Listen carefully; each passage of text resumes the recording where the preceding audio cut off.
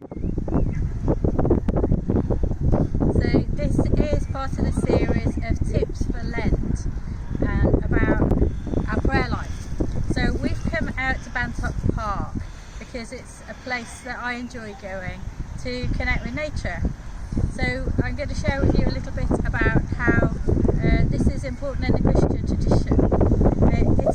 Christianity has always had a very strong regard for the natural world, and it said that there are two books, the Bible and nature as God's creation, and there have been saints through the ages such as St. Francis of Assisi who have helped us pray with nature and not just appreciate it as beautiful, but be in relationship with nature, appreciating that we're part of it, even though sometimes in our lives these days we can feel quite separate. So something that we can do during Lent and in our prayer time is to come back into relationship and remind ourselves how we are as part of creation, as the trees that we're surrounded by here, and the wild creatures, all has breath. So here we are, and I'm stood with an elder tree that's just coming into leaf here, and this beautiful oak tree behind us that's been growing for 100 years or more. And the oak trees are beautiful and grow from acorns, that symbol of potential encapsulated in a little seed and how it can flourish into something so mighty as this tree. And so all around us we've got spring coming to life, and that in itself can be a symbol for the resurrection at Easter time.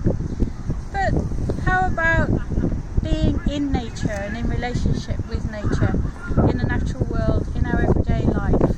Something that we can do even on a windy day like today when it's not feeling so warm is just come outdoors and find things that can remind us about how nature just regenerates and has the capacity to keep coming back year after year, to keep flourishing, and what seems dead through the winter and what has died is the food for new life. So down here on the floor, everything that died and is decaying down here is going to provide the nourishment for new life in the time to come. You'll find down here the seedlings that are going to sprout into the new life, new little leaves coming through all the time. So death gives way to new life. There's a little shoot there coming up.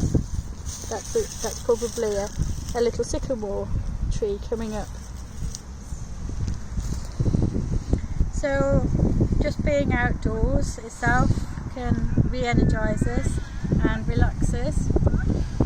Something that we can do if we want to go a little bit deeper is perhaps just find somewhere to sit or lean with our back against a big tree and let the tree sway us and relax us a little bit, and just let our breathing relax, because as we relax and breathe more deeply we can start to feel more connected with the place where we are, just how connected we are with all of life.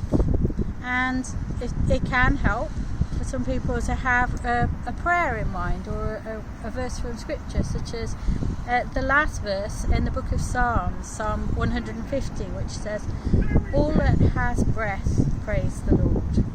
And perhaps that might be a meditation for you, to go find a tree like this one and just